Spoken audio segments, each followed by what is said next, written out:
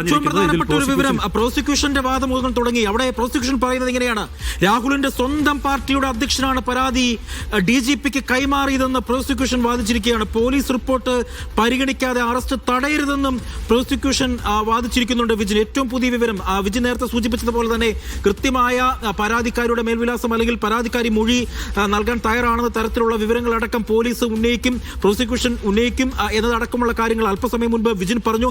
ആ ഒരു നിലപാട് തന്നെ ഇപ്പോൾ കോടതിയിലും പ്രോസിക്യൂഷന്റെ ഭാഗത്തു നിന്നുണ്ടായിരിക്കുകയാണ്. അറസ്റ്റ് തടയുന്നതിനെ എതിർക്കുന്നു പ്രോസിക്യൂഷൻ. വിജിൻ,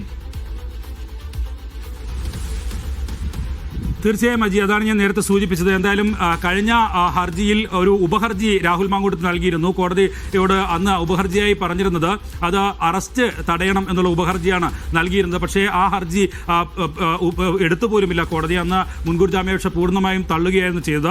ഇപ്പോൾ പ്രോസിക്യൂഷൻ ഉന്നയിക്കുന്ന വാദങ്ങളും അതുതന്നെയാണ്. രാഹുലിന്റെ സ്വന്തം പാർട്ടി അധ്യക്ഷനാണ് പരാതി നൽകിയത്. അദ്ദേഹം ആ പാർട്ടിയുടെ MLA കൂടിയാണ്. അങ്ങനെയുള്ള ഒരാൾക്ക് പരാതി നൽകണമെങ്കിൽ അത് അതിന്റെ ഗൗരവം കൊണ്ട് തന്നെയായിരിക്കണം എന്നുള്ളതാണ്. ആ പെൺകുട്ടി ഇങ്ങനെയൊരു താനൊരു ക്രൂര കൃത്യത്തിന് ഇരയാക്കപ്പെട്ടിട്ടുണ്ടെന്ന് ആ പാർട്ടി അധ്യക്ഷനെ അറിയിക്കാനുള്ള ശ്രമമാണ് പരാതിയിലൂടെ നൽകിയിട്ടുള്ളത്. ഒപ്പം തന്നെ അതിന്റെ അഖിലേന്ത്യാ ഭാരവാഹികൾക്ക് ഉൾപ്പെടെ ആ പരാതി നൽകുകയും ചെയ്തു. ഇപ്പോൾ നിലവിൽ അറസ്റ്റ് പരിഗണിക്കുന്നത് അറസ്റ്റ് തടയണം എന്ന ആവശ്യം അത് പരിഗണിക്കരുത് എന്നുള്ളതാണ് കോടതി ഇപ്പോൾ അറിയിച്ചിരിക്കുന്നത്. പ്രോസിക്യൂഷൻ ലൈംഗിക അതിക്രമ പരാതികളിൽ കാലതാമസം ബാധകമല്ലെന്നുള്ളതാണ്.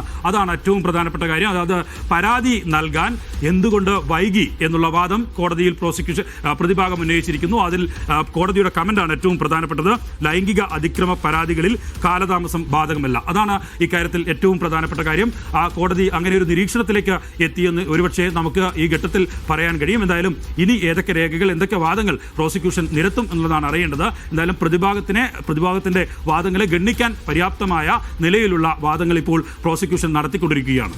അജി, കോടതിയുടെ ഏറ്റവും പ്രധാനപ്പെട്ട ഒരു പരാമർശം ഈ ഘട്ടത്തിൽ വന്നിരിക്കുകയാണ്. ലൈംഗിക അതിക്രമ പരാതികളിൽ കാലതാമസം ബാധകമല്ലെന്ന കോടതിയുടെ പരാമർശം വളരെ പ്രധാനപ്പെട്ട ഒരു പരാമർശമാണ് കോടതിയുടെ ഭാഗത്ത് നിന്നും ഈ ഘട്ടത്തിൽ ഉണ്ടായിരിക്കുന്നത്. പ്രോസിക്യൂഷൻ വാദിച്ചിരിക്കുന്നു തിങ്കളാഴ്ച പരിഗണിക്കാൻ മാറ്റണമെന്ന പ്രോസിക്യൂഷൻ വാദിച്ചിട്ടുണ്ട് എന്നുള്ളതാണ് ഏറ്റവും പ്രധാനമായും പറയുന്നത്. പ്രോസിക്യൂഷൻ ശക്തമായി തന്നെ ഈ ജാമ്യ ഹർജിയിൽ അറസ്റ്റ് തടയുന്നതിനെ എതിർത്തിട്ടുണ്ട് എന്നുള്ളതാണ് ഏറ്റവും എടുത്തു പറയേണ്ടത്.